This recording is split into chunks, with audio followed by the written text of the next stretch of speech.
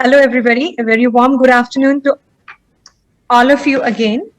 I would like to thank each one of you for joining us this afternoon for this high power technical session titled Strategy for Financial Education in Evolving Times Innovation in Content and Communication. It's my absolute privilege to invite the esteemed panel for the session.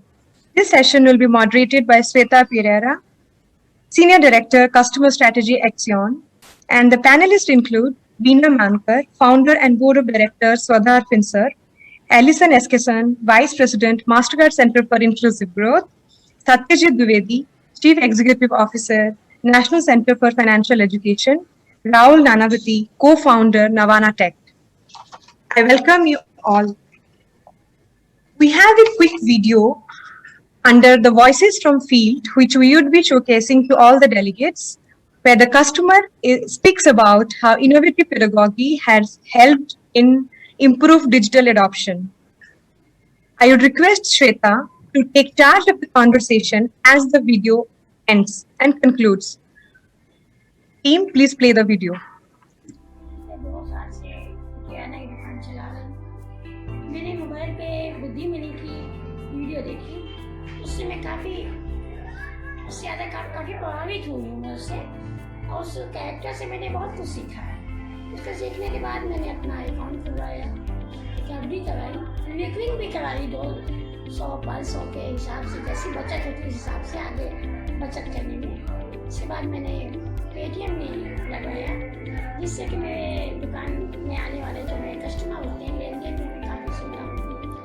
और हमारे जो चीज़ें हैं उसका एक हमारे पास मतलब कि लिखित में प्रूफ रहता है कि मैंने इतना सामान बेचा। उसके बाद मैं बजट भी बनाती हूँ, बजट बना के कितने का मैंने खरीदा है, कितना बेचा है, कितना उधार दिया, कितना नगद आया, क्या बचत हुई, मुझे इसके बारे में थोड़ा सा समय दे के मैं इसको देखती हूँ कि इससे काफ़ी मेरे व्यापार में इसका असर पड़ा है और लाइफ पहले से ज़्यादा बेहतर हो गई है।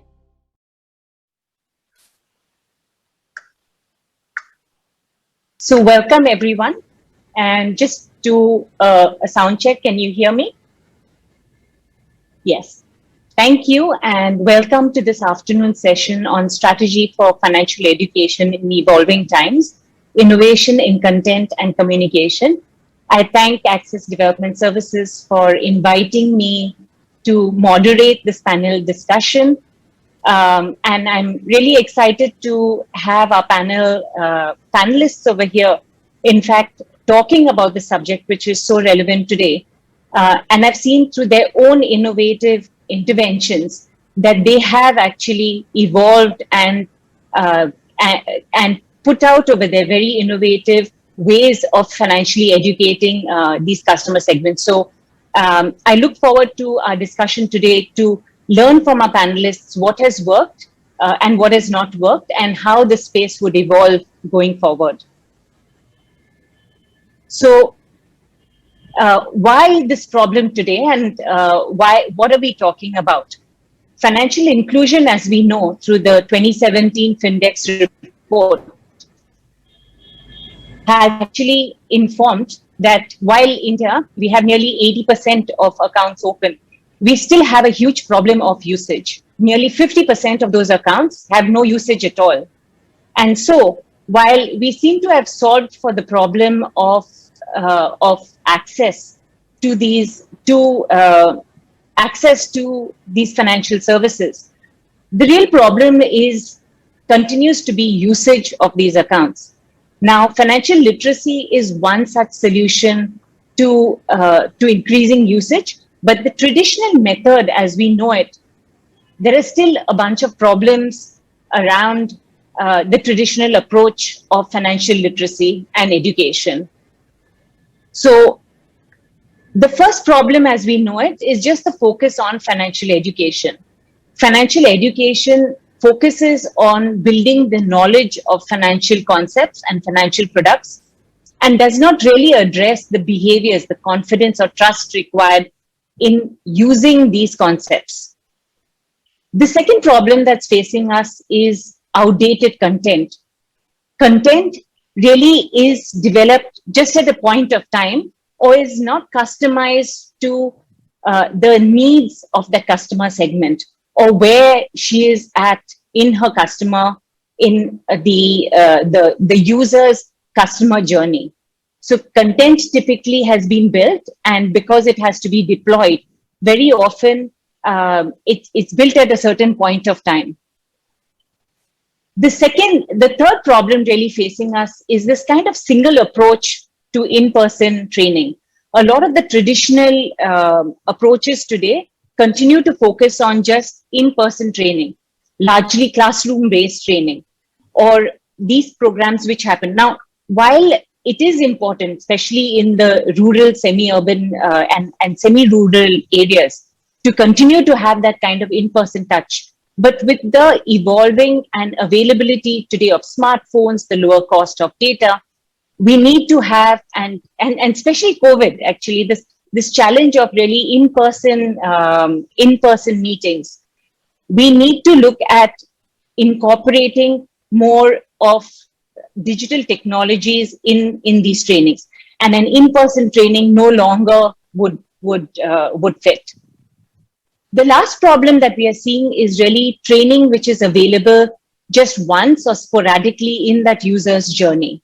So really, and this is more suited to when a provider is able to deliver this training.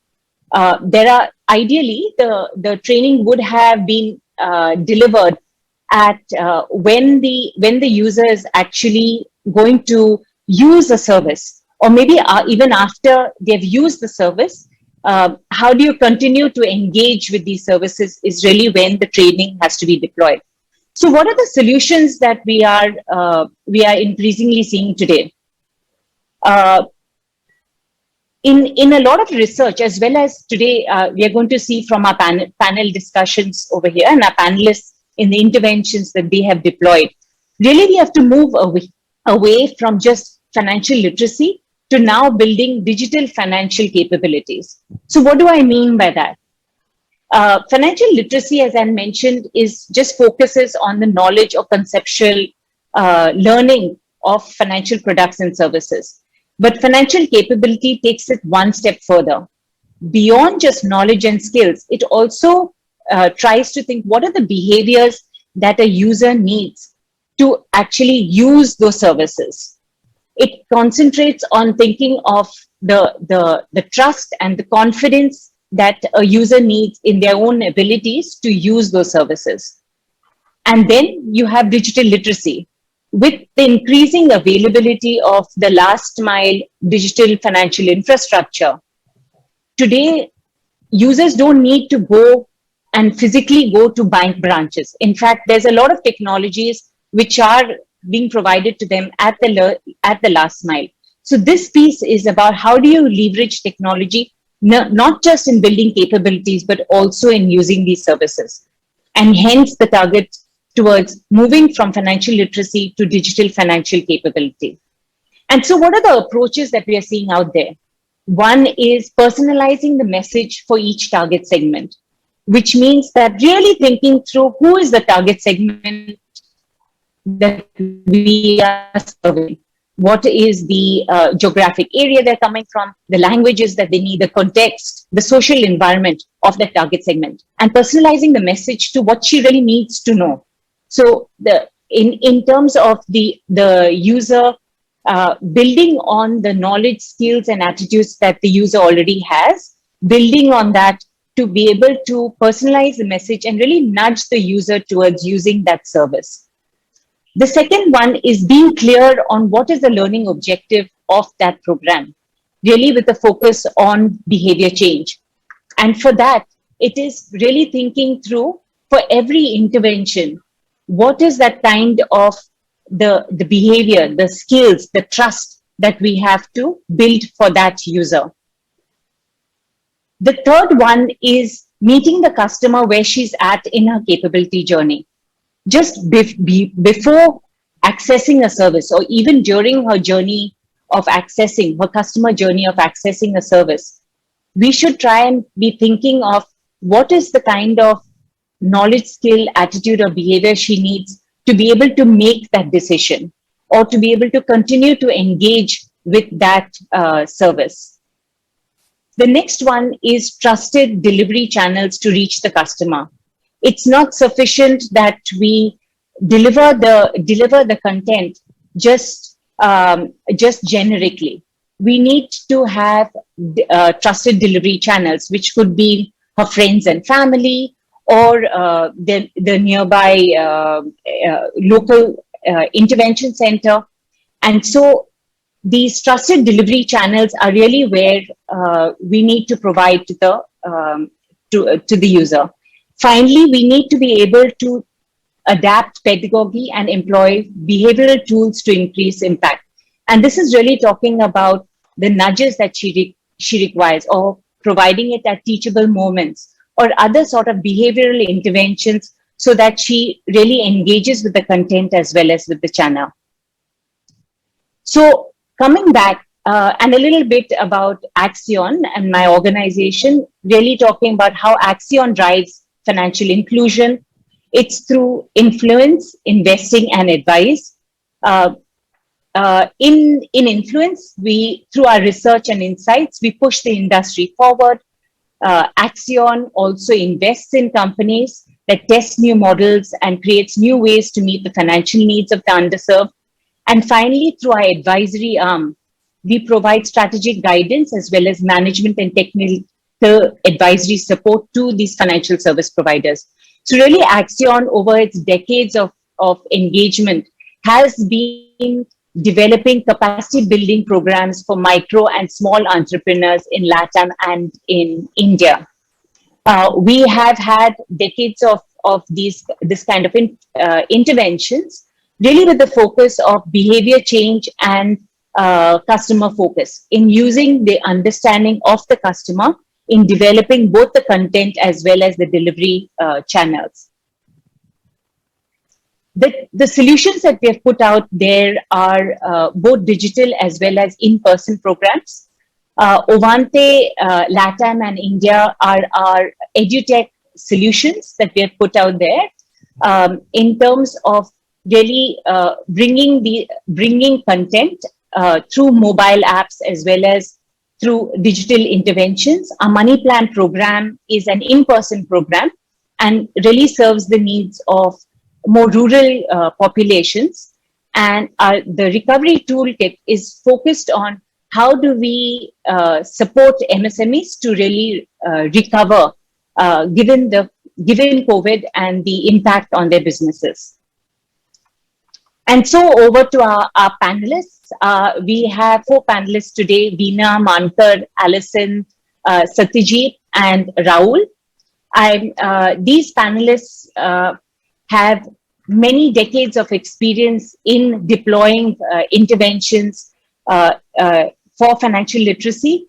Veena herself has over 45 decades of experience, and Swadhar, which she has led, has both an in-person kind of approach as well as a digital approach.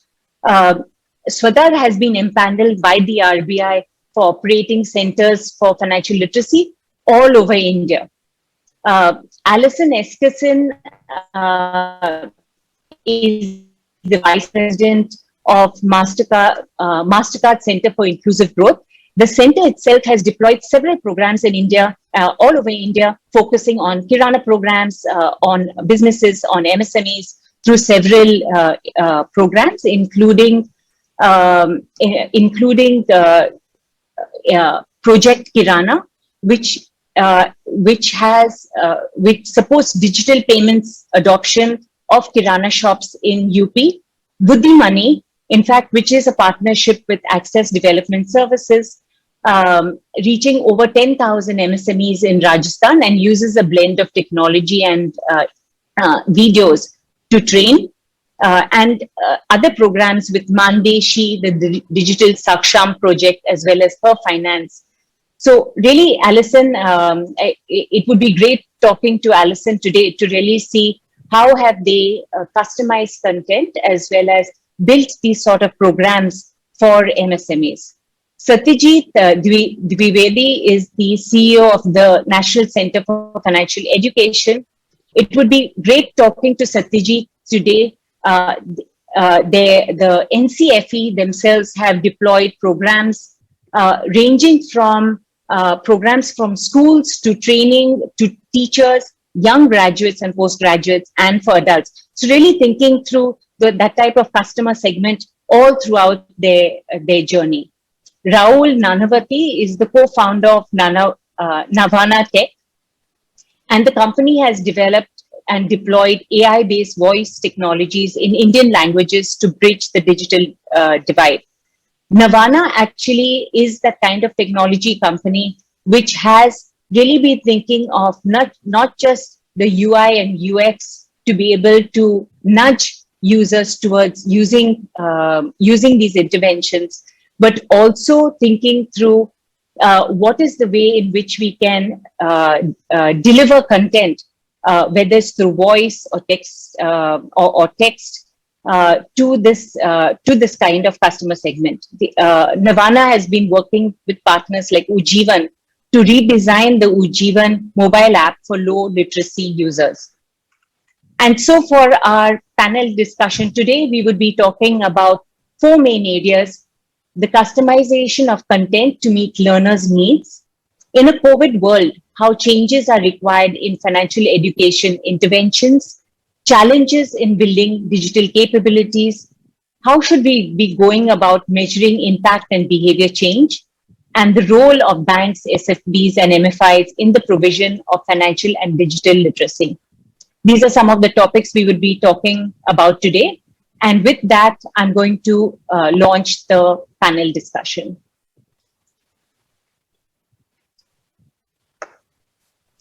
So welcome and good afternoon to our panel discussions today. What I would like to do is ask a few questions, and I'm going to be asking each of our panelists, about 2 to 3 of our panelists, to answer that question, really based on the set of programs that you have deployed and the experience that you bring to this panel discussion. So with that, let me start the first question. This is for Veena, Alison, and for Satyajit. We know for financial literacy content to be meaningful to customers, it should be relevant and timely. Yet programs to reach scale, the content obviously needs to be reusable and applicable to a large set of customers. So what are the examples you have seen of content customization in financial literacy, taking into account, say, for example, gender, business stage and maturity, and business type? And what do you think are the solutions to mass customize this content? So I would ask Veena to first answer this question. Thank you, Shweta. It's an honor to be on this panel with all of you. I think the question is extremely relevant given the fact that we have such a diverse country across, with so much difference in context, language, literacy. So let me talk a little bit about how we go about doing it. So we do have a standard scope of what we want to cover under various subjects, but we customize it for a particular area by looking at what is the literacy levels in a village that we are going to be addressing. And maybe we don't look at one village, but a cluster of villages around that area. We also look at what is the context in terms of how much is the penetration of, say, financial services, digital financial services there. And then the content may not differ too much, but we contextualize it a lot. We also make it relevant for what is the activity that they are doing. We interact with some of the NGOs in that area. We also try and build trust with interacting with, say, the panchayat or the police station or the post office there. And really the attempt is to make, use a combination of, and now we can't do a lot of group stuff, but use a combination of group and individual attention along with the, camps where we invite, say, the postal department or the lead banks to come in and showcase their products. And then move from, not just talking about the importance of, say, saving or budgeting or credit, but actually going into what is the use of various products, particularly the government products, and hand-holding for adoption. So as you know, under the CFL program, we do have a physical center there. So that helps a lot because people can come in and, meet people in the center when they have any doubts or follow up that they want to do. I'll rest there. Thank you, Veena, for that. Alison, what are your thoughts here? Well, thank you. I loved how you framed up this conversation because I think at the end of the day, what we're all trying to do is to achieve scale, right? To your point of India has made incredible leaps and bounds in terms of access. Yet usage is still falling behind. And that education piece is what we believe is sort of the catalyzer to increase the usage. But ultimately, what we're really going for is financial security, financial resilience, financial health, right? Like that's the end goal for all of us. And so if the motivator for why we need to think about alternative ways of increasing financial and digital literacy is because you want scale, I would flip your question slightly and say, yes, I think that we do need to think about sort of mass production and sort of mass appeal. However, I think we could do that in a slightly different way. Because my worry is if we say, okay, we're trying to go for mass appeal, you're either doing one of two things. Either you're making it so generic, it doesn't really mean anything to anybody, or you're starting at the most basic level because you're trying to catch as many people as you can. But when you do that, you forego starting with the customer and where she is at her journey, which is one of the points that you put out. So what I would propose, rather than say, how do we create mass appeal, is to say, how do we identify who those trusted delivery channels are? What are the products and the services that are being offered? And create content that allows us to go along with those delivery channels. And then to create enough content that, there'll always be some degree of adaptability. And internally within MasterCard, we think about it as an 80-20 split, right? 80% you can replicate and 20% you'll always need to adapt. But if you go in with that mindset, I think you're able to capture both the specificity that's necessary to really provoke behavior change, to have it resonate and be meaningful. If you're also then able to pair it with the availability of financial service products, which is what we believe is the secret ingredient, right? That if you provide financial literacy in the absence of actually providing services, it becomes incumbent on the person who's learning to say, okay, well, what do I do with this, right? Like, how do I turn it from an academic exercise into an actionable exercise? But making certain that you pair it together takes that off their plate and makes life easier for them. When life is easier for them, they are more likely to adopt that behavior and use financial services in a way that's meaningful for them. And I guess the one other thing that I would say around this, which I thought was spot on, was the importance of respecting that small business owners, that individuals have other things in their lives other than waiting for training to be bestowed upon them, right? That they have a myriad of things that are happening in their life at any given moment.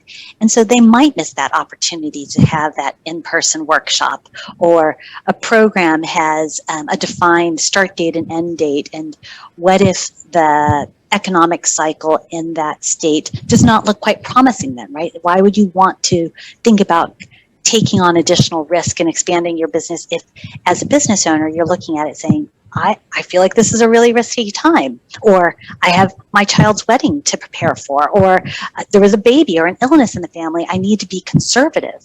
And that program ends, and now your opportunity is gone. And I think the availability and the greater use of technology and digital means helps to solve for some of that one moment in time opportunity. And so I think that there's so many things that are exciting about where we are that have been difficult in the past. But if we are courageous and open-minded and continue to test and learn, and honestly share what we learn, share what didn't work with one another, we can really accelerate what we can achieve together. Thank you for that, Alison. I completely agree. Actually, sharing the insights of each of our interventions, what has worked, what has not worked, is in fact what we are looking to do today. But yeah, continuing to do so is super important. And over to you, Satyajit. What are your thoughts there? Thank you, Shweta, and thank you, Access Development Services, for having me here. I know that your question was very specific, Shweta, about the content, but I feel it necessary and almost essential to share what we do and where we are in terms of financial literacy, because it's a national strategy that we are talking about, strategy for financial literacy. I don't know how many of us know that there is already a national strategy for financial education, and there is already a national strategy for financial inclusion, which have been approved by the Ministry of Finance. So that's a national strategy, which is government approved strategy by the FSDC, Financial Stability Development Council. So that's the strategy, and all our roles, all the organizations that are working in the space of financial literacy, all our roles, all our efforts, all our initiatives have to be aligned to that, so that we don't duplicate our efforts and initiatives, because the resources are scarce, whether it is manpower, whether it is financial. So that is why this national strategy, which is a multi-stakeholder led strategy, which has been approved and it is under implementation from 2020 to 2025. It is the second edition. The first edition was 2013 to 2018. And to tell you just about a couple of lines how this strategy is prepared, it is preceded by an extensive survey, national survey, the National Survey on the Financial Inclusion and Financial Literacy, which identifies the national needs and gaps and what needs to be done, which are the areas need to be focused, which are the geography needs to be focused, which are the gender which are requiring more of efforts. All that is content. So I'm not going to go into the details. It is all content in the strategy, which is available in our website, both the survey as well as the strategy. So I'm not going to go into the details of that, but when I come and talk about the content, this National Center for Financial Education, which is promoted by all the four sector regulators, like the Reserve Bank of India, the banking regulators, the SEBI, the capital markets regulators, the IRDAI, the insurance market regulators, and the pension system, which is regulated by the PFRDA. So this institution is promoted by all these regulators under the aegis of the Ministry of Finance, and it has been charged with the responsibilities of implementing and formulating the strategies and implementing the strategy in a coordinated, nationally coordinated manner. So my request to all of the organizations that are working, that we must work together in a collaborative mode so that we don't duplicate our resources.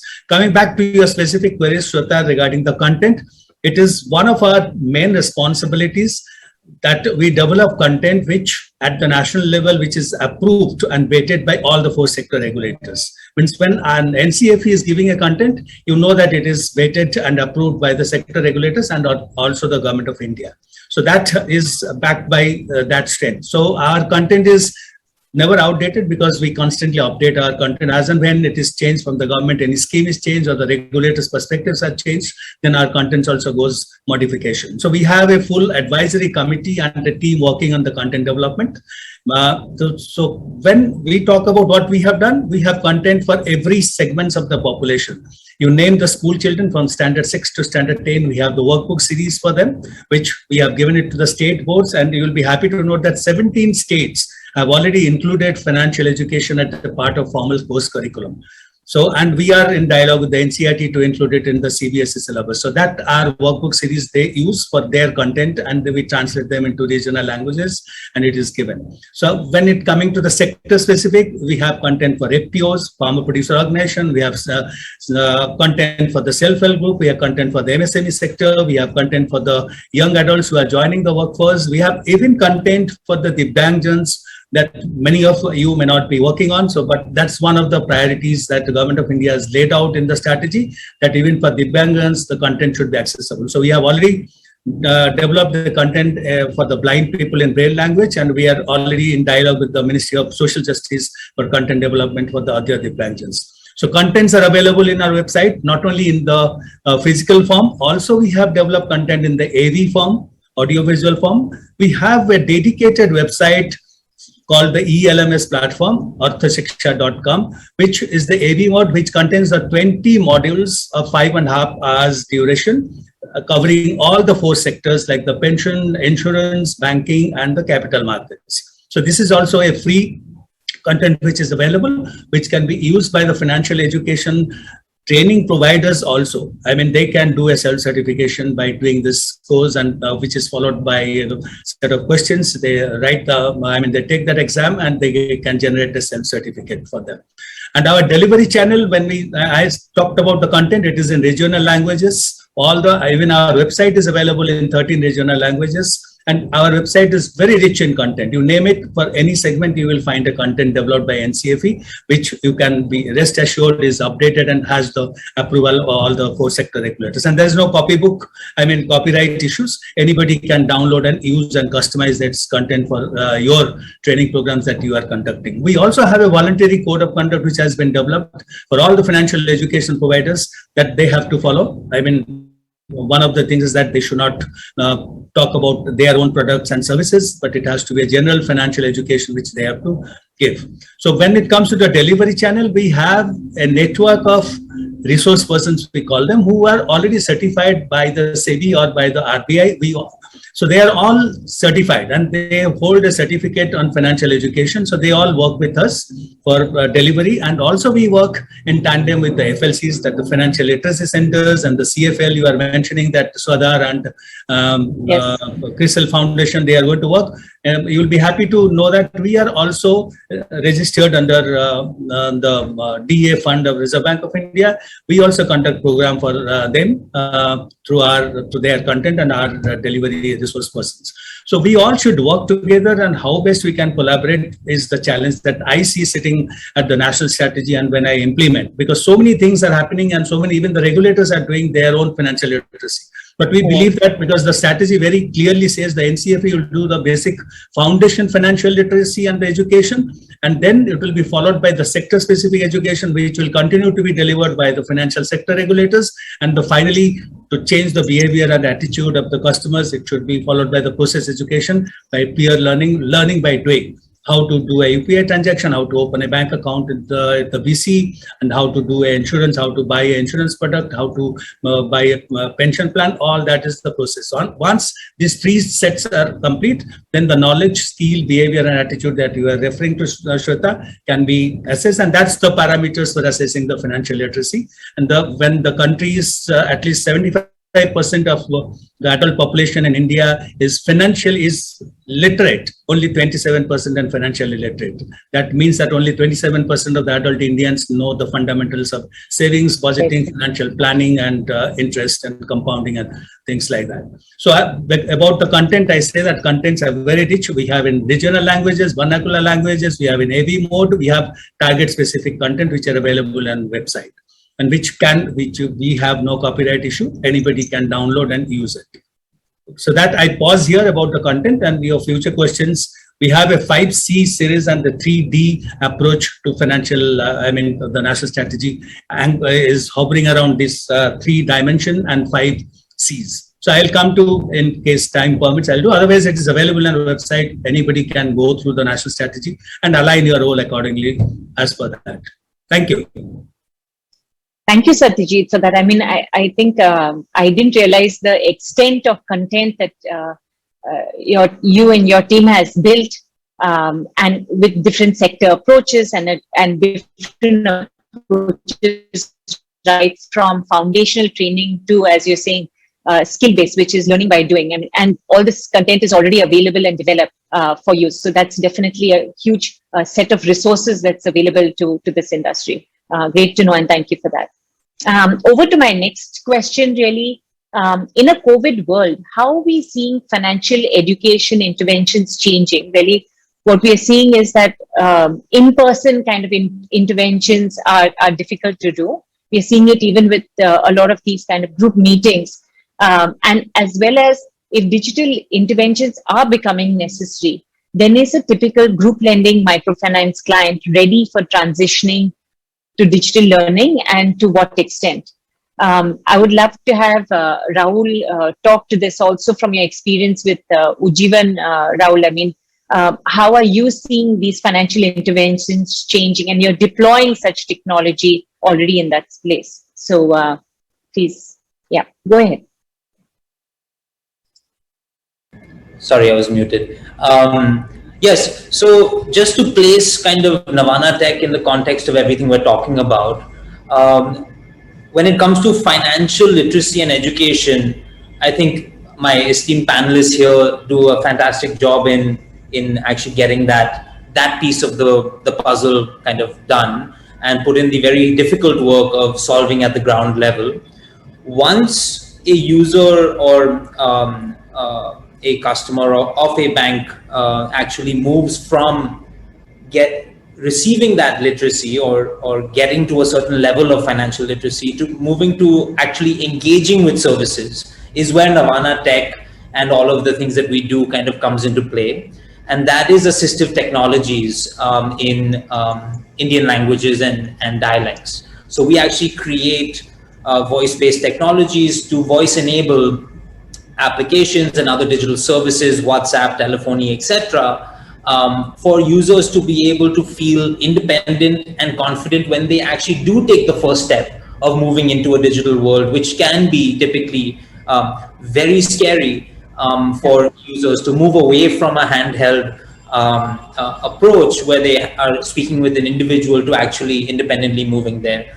So ours is more in empowering the user and giving them context around where they are and what they are trying to do in the language that they speak. So we have speech recognition down to the level of Bhojpuri and Maithili, and we're collecting dialect variations of even those languages to ensure that when a user does enter a bank application or digital service and request for some assistance while they are maybe registering onto the application, it recognizes their dialect and responds to them in their dialect in an audio format. So it allows the user to kind of leapfrog the need to navigate text-based interfaces and actually move directly into engaging with voice. So that's been more of our focus, is less on the education side and more on the providing an environment that enables the user to kind of seamlessly move through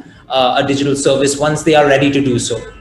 So that's most of the work that we're doing, focused around this speech recognition technology, understanding natural language processing, and being able to provide some sort of contextual feedback depending on where they are. So even things like when a user makes a mistake, so that can be seen as some sort of custom content that is being provided to the user at the point of failure. So if they are setting up a bank, their account, for example, and they need to set up a PIN, and they need to set up twice. What we noticed is sometimes the user doesn't understand that it needs to be the same PIN twice. And so they put in one set of numbers and then they put in the second set of numbers. And when they differ, usually there'll just be, some red text at the bottom. With the technology that we have developed, at that moment, the red text shows up, but also there is a response to the user in Tamil, Kannada, Bhojpuri, Maithili, whatever language they speak, telling them exactly what's happening in that moment, so that you are alleviating fear and stress and empowering them with the information to take the next step. So that's kind of been our philosophy, kind of, standing on the shoulders of giants, my panelists here, and then making sure that when they do get to that next step, it's a seamless process. Thank you, Rahul, for that. I think, you make several very valid points, actually, and this whole piece around contextual feedback when she's in her journey, and I love the example that you gave about using 2 pins, is just so important, because if you provide this kind of information just upfront and not contextually, you're bound to forget what needs to be done. And by being able to provide it back in the same context and in the same dialect, I think it, as you correctly said, really building trust and overcoming those fears of, oh my gosh, what would happen if I put a wrong pin? That those fears are alleviated. So maybe I'll one more example here, Shweta. In the early days, this was about 2.5 years ago, when we were just developing the technologies and trying to understand from the end user exactly what is of value. How can we actually create an experience for the end user to receive the assistance they need to get through these complex flows like registration and payment. We were doing A/B testing of different types of technology. So for a registration flow, we had one version which had no voice feedback. It was extremely visual based, so a lot of imagery. So people could understand what was happening just by seeing the iconography that was extremely illustrative and contextual, very Indian in nature. And gave that to a user. And we had another version which had this voice assisted feedback that was contextual. And the difference that we saw, this was with a end customer in Tamil Nadu, who was illiterate. She was about 35 years old, but she was a customer of Ujjivan Small Finance Bank. We gave her the first version with no voice feedback. She got to the second page where she had to make a choice between registering as a new user or logging in as an existing user. Second screen. No voice feedback, no contextual feedback. And she stopped and she looked at us and said, I can't move forward. We said, okay. We then gave her the second version, which had the voice feedback. And she went through a 15-screen registration flow after being stuck on the second screen seamlessly. So it was at that moment that we realized that, okay, this is an extremely powerful tool and a simple one as well for financial institutions to be able to integrate into their products, to give that hand-holding to users in an automated fashion, just as they are receiving hand-holding from individuals today. Well, so interesting, Rahul. Thank you for that. I would like to ask this question again of Satyajit yourself. Like, given this very large-scale program and the programs right from school children to adults, how are you seeing these interventions, financial interventions changing? You had in your initial address also talked about the various methodologies that you have deployed, but now given the COVID context, how are you seeing these kind of interventions itself that have been deployed by organization changing? Thank you. First, I will tell you how do we scale. We know that India is a vast country of 130 crores population, and one institution and one method and methodology is not going to work. And we cannot saturate the whole country by that. It will be a continuous process, financial literacy and education. It's not at overnight, and we say that all the country is financially literate. So our approach has been how to scale. The first is it must begin in the school classroom. So to do that, we have, as I told you earlier, the 17 states have already accepted and they have integrated financial education as a part of their formal school curriculum. We are in dialogue with another remaining eight big states, and already 2 have shown interest, and maybe 22, 23 academic session, they will also integrate. So once that, you know that there are 4 lakh schools in this state boards, and you see the number of students from the 6th to the 10th. That's how you can attain scale.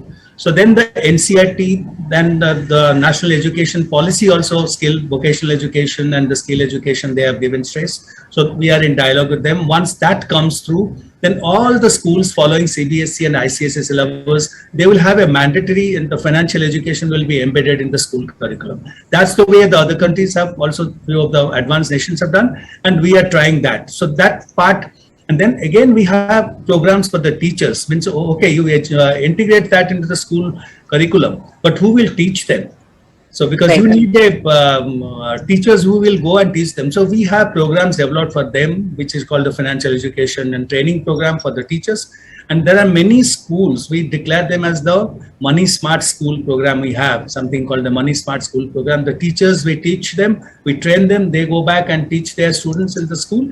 And then the students write the exam and they pass, and then the school is declared as a Money Smart School and the teachers are declared as the Money Smart teachers. So that's how, I mean, at that level, when we're talking about the young adults and the school, that's one approach. Then in the 11th and 12th, we are developing the content, and that also we are trying to integrate that into the 11th and 12th. That will be, may not be a horizontal integration like the other 6 to 10 because they read various subjects. So it is easier to integrate. Something will go into the civics, something will go into the economics, something will go into the physics, something will go into the mathematics. But when 11th and 12th, the streams are different. either a science or the arts or a commerce stream. The commerce already they teach, read a lot of financial education. The other two, we will give them as a standalone subject of the financial literacy. Although electives it is available, we are telling it should be a mandatory that every student in the 11, 12 should do. Again, same it with the ITI, same it with the B.Ed, M.Ed, we are trying to integrate. So that's how we are going to attain scale. So coming back to the other programs like the adults, we have something called a FAPA, financial education for adults. So that we do on our own. We do about 5,000, 6,000 programs covering about 2 lakhs population, but we know that is just a minuscule portion compared to the entire population that has to be addressed. So that's how the collaboration comes in. Whoever are doing whatever, like the CFL, they are doing from 18 to 60 years of age. Wherever they are there, they are going to be set up in the 100 blocks. They're already there. We are trying to collaborate with them. So we will take care of the school part, which they are not doing under the DA funding. They are not doing for the senior citizens. So then we try to saturate one district completely. For the entire district, entire block will be financially literate. We can declare one district as a financial literate district, like financial inclusion district. It was announced earlier in 2010-11. So that is one way.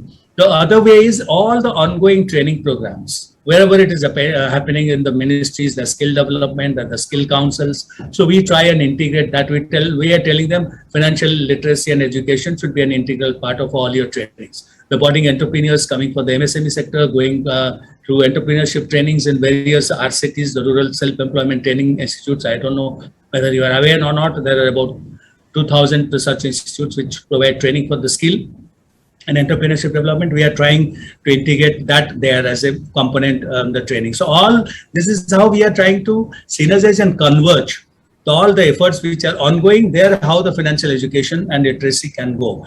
And in addition, we do a lot of workshops, seminar, national level to get the policy feedback, what works and what doesn't. Our survey has very clearly spelled out what works on the ground and what doesn't. And if you read our strategy of the survey, you will find what works in the field. And our experience also suggests to saturate, you have to integrate this with various, because the investor education programs are going on. The depositors awareness education programs are going on by the regulators. The pension fund, they have their own set of programs. The insurance regulatory authority, they are having to their agent network doing. Everybody is doing. A lot of things are happening. So we are just trying to collect and form a dashboard. And that is one of the mandate of the strategy, that a dashboard should be there to capture the initiatives played by even the private sectors and the banks, what they are doing. Then what are the critical gaps that need to be bridged? Then we do that niche intervention there. And so it's a large scale financial education. How the majority of the population will be covered is that. And then coming back to the digital.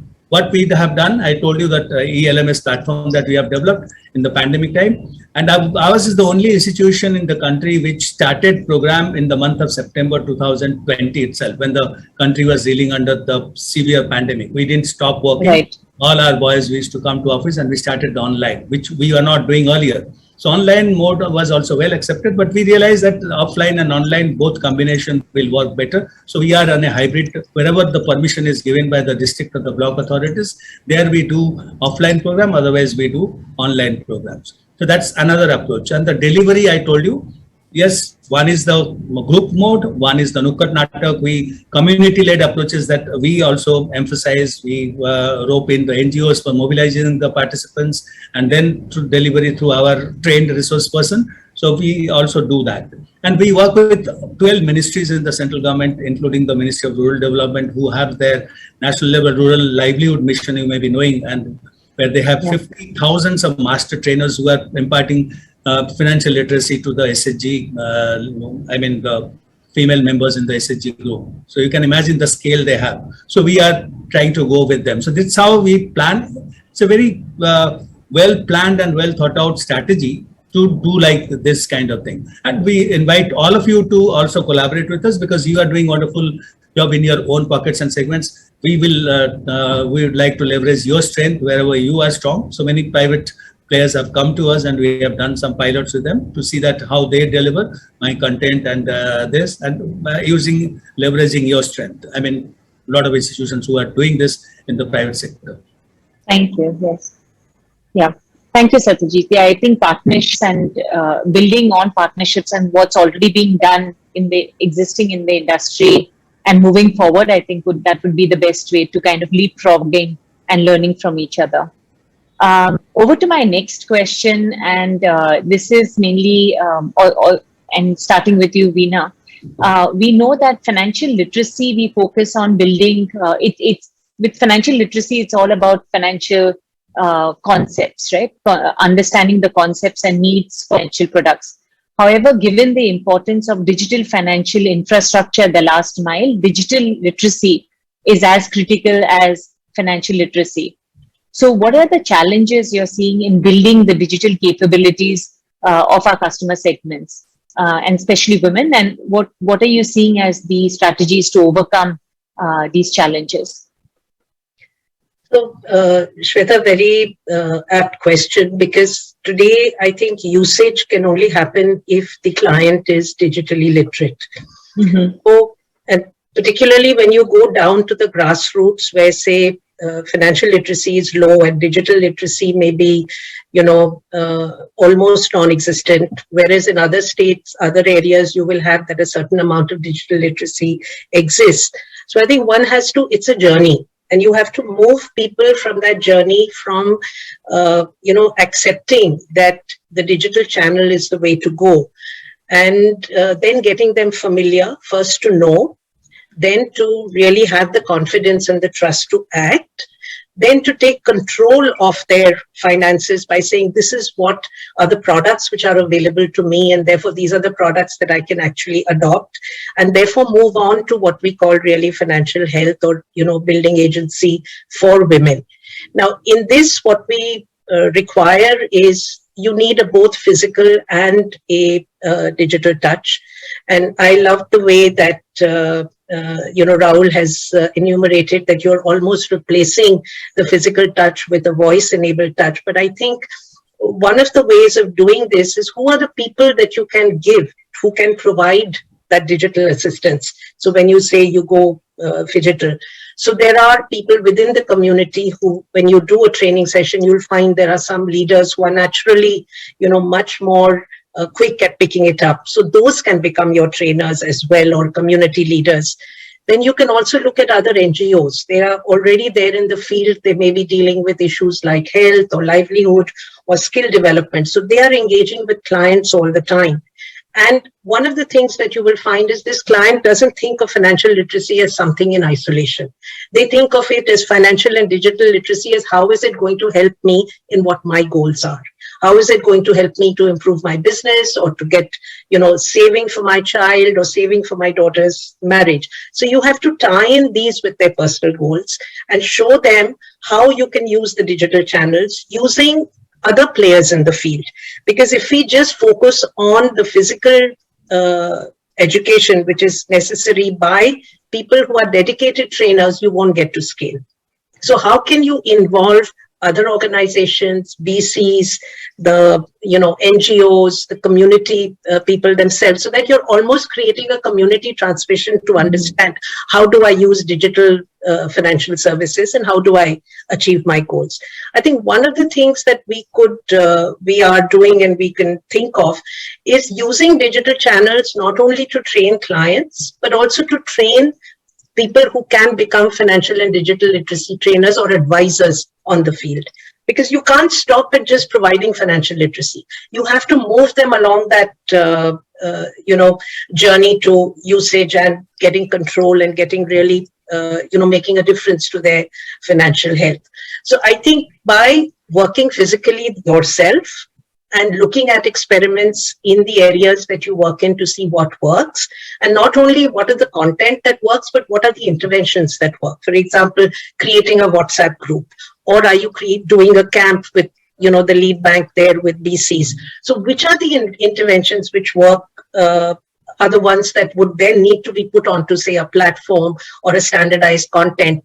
And don't look at financial literacy trainers as dedicated trainers, that I'm a financial literacy trainer. But who are the various channel partners or delivery partners that you can co-opt to become partners in your, theory of change? So it's a combination of experimentation, research, measuring it, and then looking at what works. So to give you an example, one of the very popular products in the village areas is this Sukanya Samriddhi saving product. Right. So once, one of the women, they buy it, demonstration becomes a great effect. And what are the goals that she is reaching to really, why is she buying that product? What are the goals she's having? So get her to talk about it. Like we had voices from the field. And again, through technical channels or, digital exposure, get people to talk about how it has affected them. Don't only preach, don't only teach, but get people to share experiences to show what they were able to achieve. And I think that is what will bring the change. Thank you, Veeni. Several thoughts and I guess experiences through Swadhar Sati that you have actually brought over here. And I like the fact that you said don't use just the digital interventions for the end users, but also the trainers and within their own context. So instead of just thinking of deploying trainers, you're saying also bring on the stakeholders, whether it's the NGOs or the BCs. Anyway, it is part of their function, but also to bring them along to build that kind of digital literacy. Actually helps to provide that kind of intervention and training at the very point when a user is using that digital financial service. So makes a lot of sense. I agree. Alison, over to you. MasterCard actually has this, and through the center, you'll have a lot of partnerships here in India, whether it's in UP and Rajasthan and the South, Maharashtra, and bringing in out of these kind of digital, and physical kind of approaches. What are you seeing as what is digital literacy as important as financial literacy, and what are you seeing as the challenges in building these kind of digital capabilities, and what seems to be working for the center? Thank you. So you're right. I think that economies are simply evolving, and the digital economy is becoming more and more important. I think COVID, it was on that trajectory anyway. COVID seemed to have supercharged it just because the physical lockdowns and the inability to have free mobility forced people to say, how do I continue to connect with my customers? How do I continue to educate my children? And one of the ways that we look at it is very similar to what Veena says, and also Sarwati, right? Like, we believe that peer education is incredibly valuable, and tapping into the social capital in a community is very useful to provoke sustained behavior change. So that absolutely is integrated into the way that our partners oftentimes will design and deliver programs. But if you took a step back, when we think about digital training, we oftentimes think about it as a funnel, right? That you can use digital training to get to the masses. And there's some information that is actionable, right? Like, to Raul's point, right? You can provide a voiceover to help somebody get through a step-by-step guide. And there's certain information that is easier to convey in that way, and easier for people to absorb and say, okay, I know what to do now. I can go and do it. But we recognize that as you move through that funnel, right, you go sort of broad with certain topics, that there's also more topics that are just more complicated, right? Like, if you're going to start to talk about bookkeeping for somebody, they need somebody to ask questions to. It needs to be a more engaged approach. And so when we think about how do we design and deliver a program that elevates financial and digital skills, pairs it with the availability of services so that the information isn't just academic, but actually actionable, we really think about how do you layer it and move people through this funnel, right? How do you provide them the information that is easy to absorb through a digital technology? How do you introduce more complicated concepts? But then how do you provide that peer training, that support, one-on-one support, to get them all the way through to that other end? Because that journey and thinking about it as a funnel to more effectively use digital training allows us to capture a lot more people and move a lot faster to scale. And I think one of the things that you had raised earlier was, are people ready, right? Like when you think about the last mile and COVID, what happened? We had a partner, or we have a partner who works in Maharashtra, and we've been talking a lot about, it's time to think about how do we move to using digital training. And our partner's position for a long time was, we're just not ready, right? We work with women entrepreneurs. They're very small. Many of them are informal. They're mostly rural. Like they just don't have the ability to launch into digital training. And then the pandemic hit.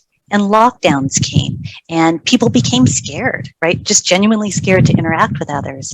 And it was like a light switch just went on. And all of a sudden, women entrepreneurs who were scrappy, right? Like who are used to figuring it out and finding workarounds, very quickly started to form WhatsApp groups among their peers, very quickly started to connect into the Rural Women Chamber of Commerce, very quickly started to connect into trainers and advisors to ask for support. And they started to shift what they were asking for, right? Like the idea of digital marketing all of a sudden became very important if the only way you can communicate with your customers is through a platform or through WhatsApp. And when we look to the future, what's that next piece that's really important that people have not yet focused sufficiently on is cybersecurity, right? How do we start to teach about cybersecurity through digital training, through peer-to-peer, but linking that to individuals and small businesses' financial health? That this is an important part, that if we don't focus on it now, with the rise of digital economies around the world, you're going to have this incredible cyber attacks coming not just from within India, but from around the world into India, because India is a growing, prosperous economy. And you become a target because you're successful. And so how do we start to prepare and get ahead of that curve so small businesses and individuals at the base of the pyramid who are least able to weather that kind of cyber threat are protected? Thank you for that, Alison. I completely agree. I mean, actually, just moving from to think of it as a funnel, right? I mean, going from really basic concepts to more complicated concepts. But even as you're saying, cybersecurity today, I mean, it's less about parts, but increasingly as digital financial concepts are becoming a little more complex and easy on the other hand. I think kind of training and helping our end users build trust in the system and know what to do and what not to do is just so important now more than ever. I think with that, maybe let's go over to the set of questions that have come in from participants. The first question that really, I mean, we've been talking about in this, Satyajit, Veena, yourself, Alison, have been talking about using and sharing information that and best practices that we've already learned about. So a question that has come in is, are we reinventing the wheel for financial literacy content? How do we create a platform for knowledge exchange and collaboration to address this problem? Veena, I would request you to take that question. So thank you for that question, because I think one of the problems really is that a lot of us are working in silos. And I think we have a perfect platform here that Satyajit has talked about.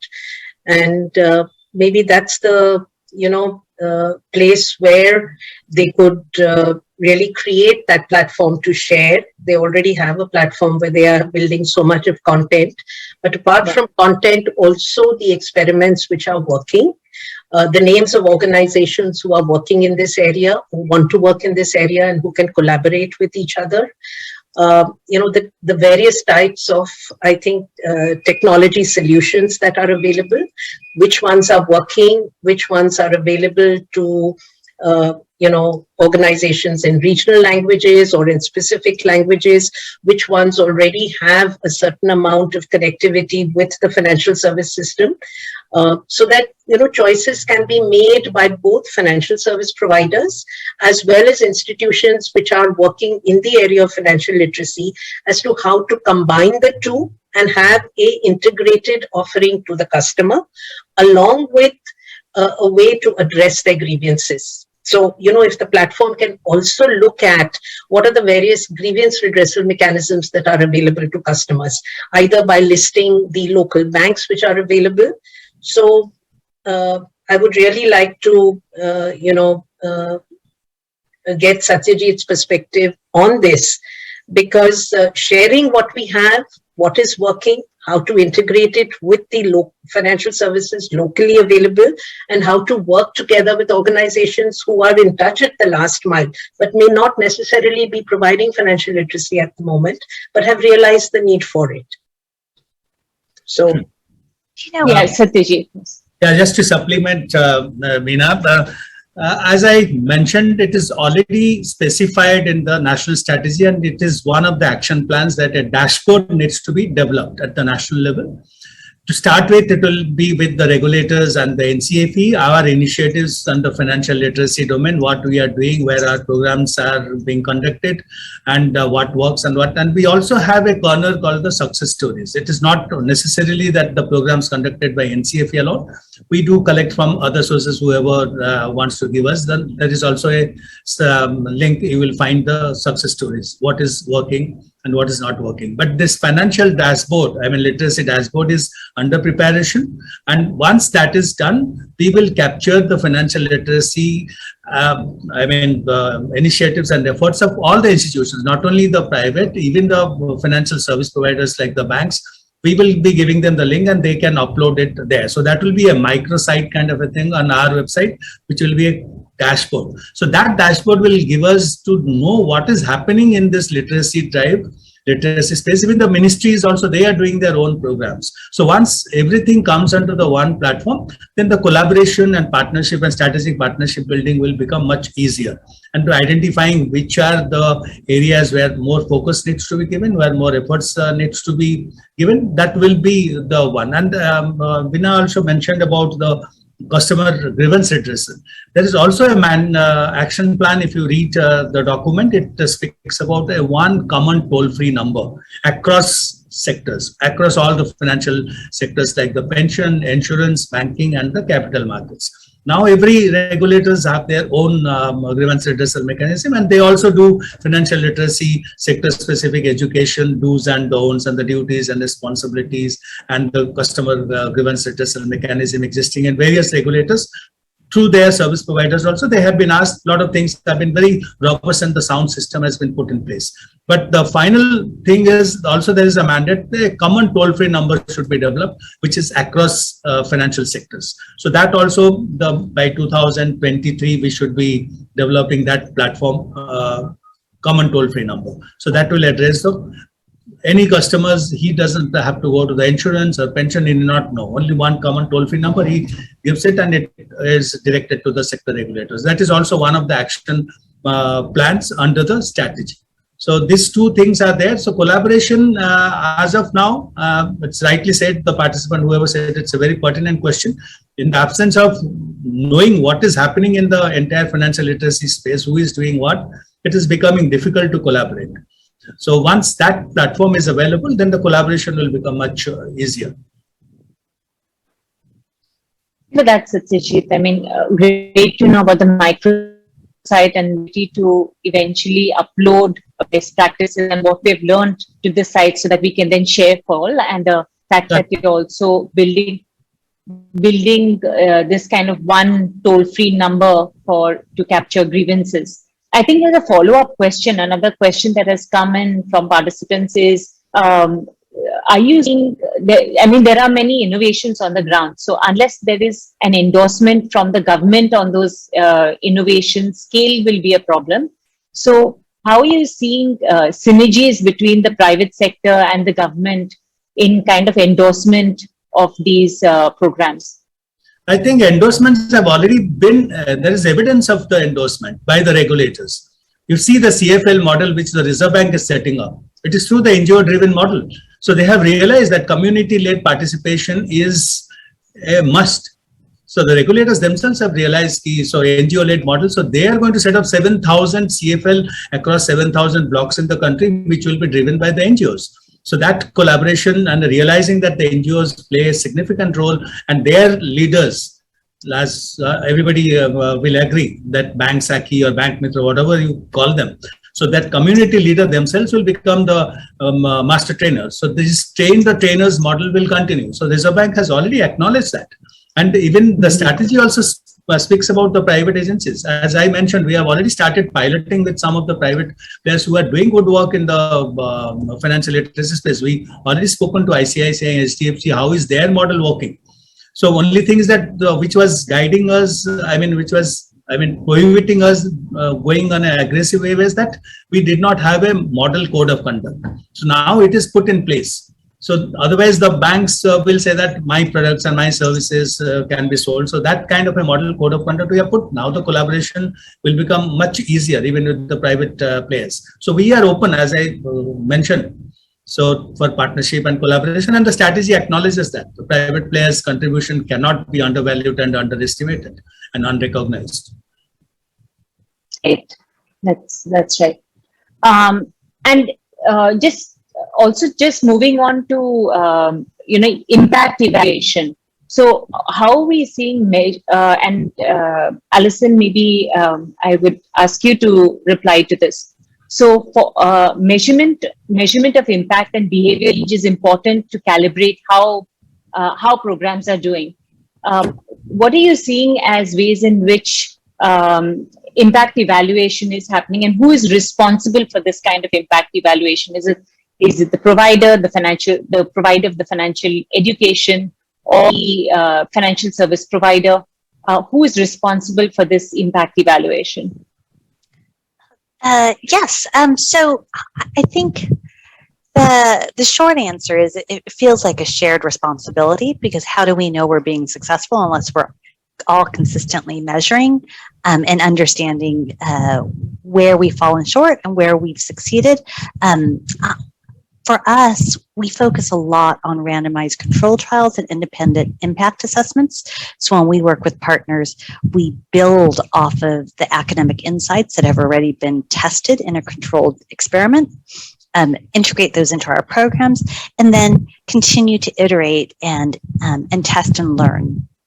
And so when we launch a new collaboration, we ensure that we're putting in philanthropic money so that there is upfront a well-known expectation that we are going to pay for independent impact assessment. And quite frankly, if you don't plan for that, you don't have the baseline data, so you won't really know what the change in behavior is at the end of the day.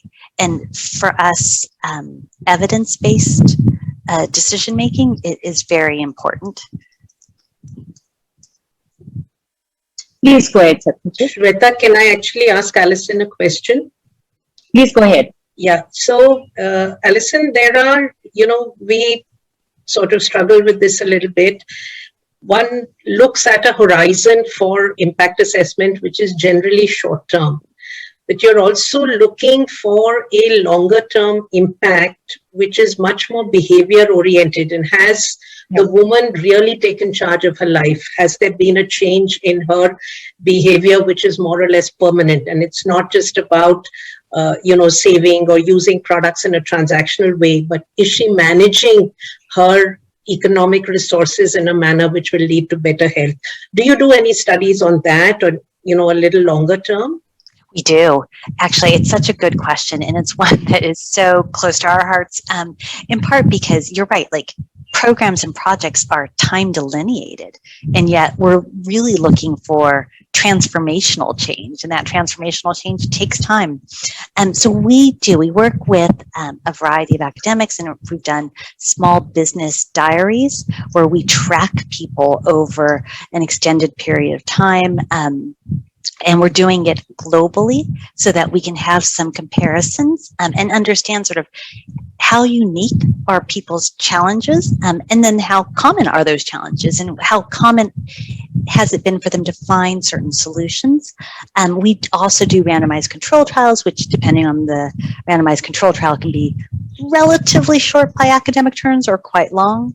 And then we do a lot of bringing together academics and practitioners, because at the end of the day, we don't want learning to sit in a university, so students learn about them and then promptly forget, but rather applied and integrated. So we bring together communities to learn from one another and to debate things, right? Like what you see on the ground could be very different from an experiment, because on the ground, you're consistently pivoting to try to make success, versus an experiment where you're like, no, don't touch anything, because otherwise I won't know what actually happened.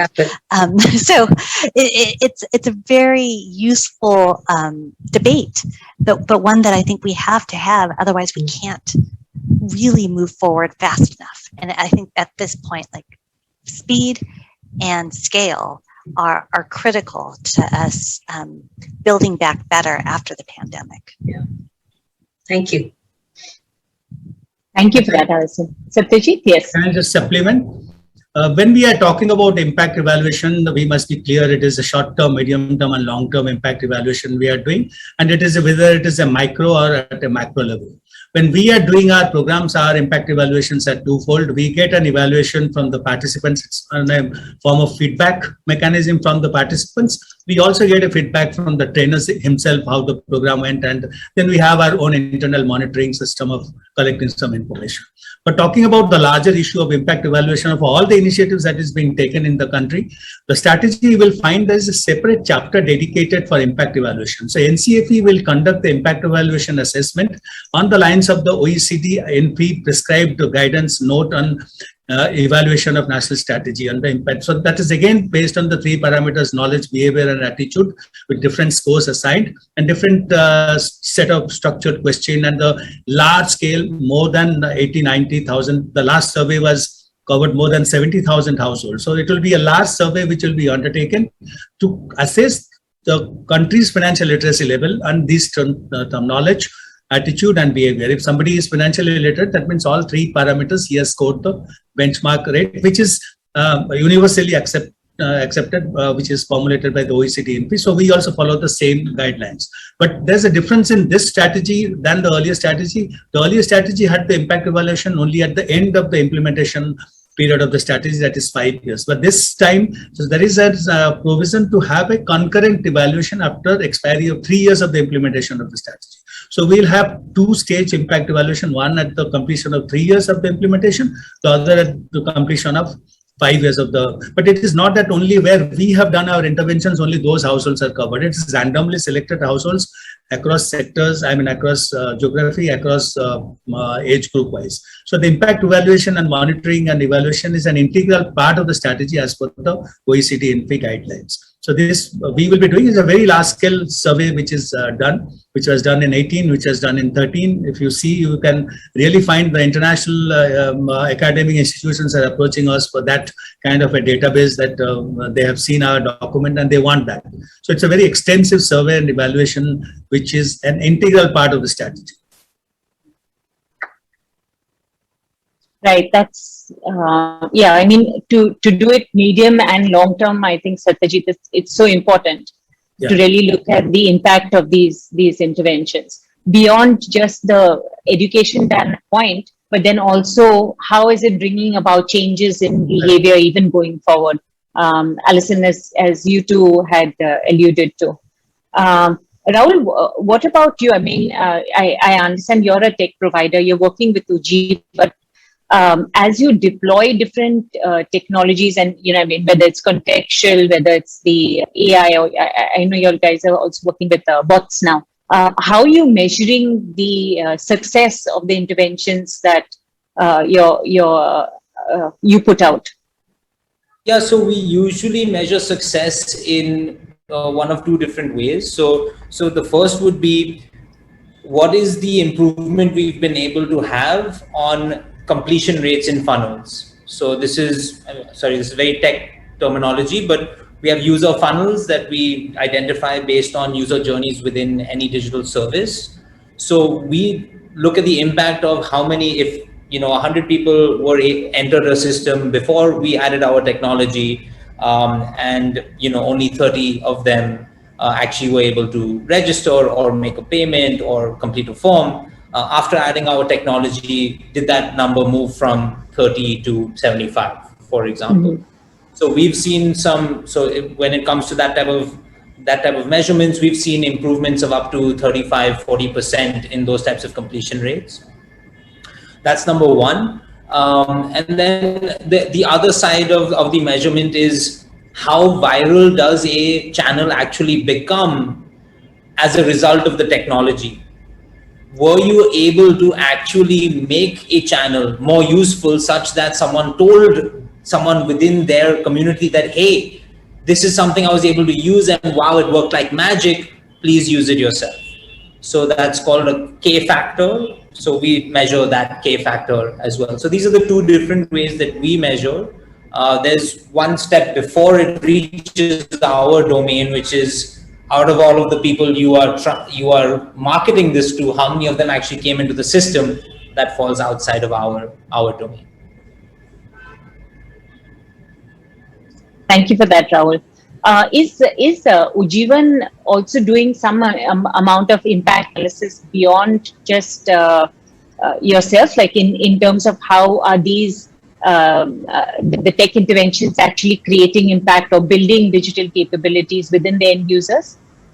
Yes, but I believe, I can't speak for them, but the impact assessment with regards to our project is specifically towards what changes were seen for the business and for the users when they were exposed to this type of technology. When it comes to financial literacy or long-term assessments over 5-10 years, I'm sure they're working on it, but not something I have visibility into. Right. Yeah. Okay, so maybe then I was just wanted to open it up to the panelists, just given this discussion. Is there any other question that you would like to address specifically or ask other panelists? Well, Shweta, it's not a question, but Raul's comment around how they measure change is interesting, right? Because it's a very private sector approach, and I wonder what we should learn from that, right? I think, like, I'm not trying to say that impact is not important and measuring that's not important, because we clearly believe that. But I wonder to what degree we should be thinking about those outputs and using those as, if you gather enough of those outputs and seeing things go viral, to say, like, we can make some pretty big assumptions, right? That if you use the technology and you recommend it to me, and then I use the technology and I recommend it to me, or to somebody, and that K factor that Raul talked about, that is a pretty good indicator that it's working, right? Does that, what does that mean next? I don't know. And in this example, maybe that's an unfair thing to say, but right, like, but I wonder if we should be thinking about those alternative uses of sources of data to be able to help us, one, bring down the cost of measurement and evaluation, because it is quite expensive, but then perhaps focus our energies on that impact piece, because if you compile enough of these output indicators, you get a pretty good picture. And I think the other thing that we talked a lot about was the importance of starting and working with where a person is in her journey and having that training go alongside her. And I think that's also really important. But I wonder how much of that is necessary, because you see so many, right? Like, think of WhatsApp. Like, there was no training on WhatsApp. People figured it out, right? Like, they had that K factor of Raul did it. Raul taught me how to do it. I taught Veena how to do it. And all of a sudden we're all on WhatsApp, right? Like, there was no teaching of how do you use YouTube or TikTok or ByteDance, right? Like, there was just, like, there was that K factor. And I wonder if when we start to think about digital skills and financial literacy, if there's a way for us to learn something from the private sector and say, how can we create things that can go viral, that can accelerate it without us orchestrating to the same degree? And maybe we'll always need to do some, and maybe there'll be pockets of communities that doesn't make sense for. But if we want to really get to scale, we've got to find ways to leapfrog over what we've traditionally been doing. So, Alison, I'd just like to make a comment to what you just said. You know, one of the things the client struggles with is, what is my financial status? Because she even starts with not differentiating between this is income and this is cash flow. So I think a very important development which is coming up in our market is the account aggregator. Now, we look at the account aggregator as something that a high net worth individual needs, or somebody with, ambition to make wealth will really look at and say, okay, how do I go on this journey to build my wealth? This is where I am now. These are the tools available. But I think this is an extremely important and empowering tool available for poor households as well, to give them in one picture, this is my financial status. Understanding that is a great place to start. And I think that will become almost viral, and it's a consent-based architecture. So I don't have to show it to somebody else, but at least I get. And I think once that starts happening, we have to find the methodology to be able to simply explain to her what that financial status is and what can she do to link it to her goals. So almost getting, let's say a barefoot financial advisor who she can go to in her community, which could be the BC again, or could be somebody who's better educated and, working in a local bank or, the branch or whatever. But I think if I don't know where I am, how do I know where I want to go? So I think that would be a big game changer. And banks should look at it not only for the higher income category, but must look at it for the microfinance and micro entrepreneur category as well. That's super interesting. And I think you're right? Like, how, if you don't know where you're standing today, how do you know where to go? Where to go? Yeah. Exactly. Yeah. Thank you. And I think for that, we will conclude session. And thank you so much for each of your very different perspectives. I think as we've seen with several examples over here and has been discussed by these panelists, there has been innovations that we're seeing on the content in kind of customizing, as Alison, you said, that kind of 80-20 rule in terms of customizing the content to the context. The large survey that has been conducted by NCFE also to kind of understand what's happening on the ground, the geography, the context, to then more. Right? So there is hope, just as a bottom line. I mean, and I think the biggest takeaway that we've seen, we kept talking about is ways in which we can continue to engage, in fact, beyond these kind of panel discussions. To engage and collaborate and share our best practices. And I think what NCFE is doing in terms of building a dashboard and being able to create a microsite where we can potentially put up our own learnings would be a great start. So thank you for that, and thank you for your time. Thank you, Shweta. Thank you. Thank you. Thank you, panelists. All my co-panelists as well. Thank you, panelists, for such an interesting discussion and sharing your perspectives. Also, a special thanks to Shweta for such a deft moderation of the session. Once again, I thank all the delegates who have logged in for the session. We will have a short break now and then begin the second and last technical session of the track at 2:05 p.m. in the same hall. Thank you, panelists. We'll see you as delegates. You can log in on the same link for viewing the other session. Thank you all. Thank you. Thank you.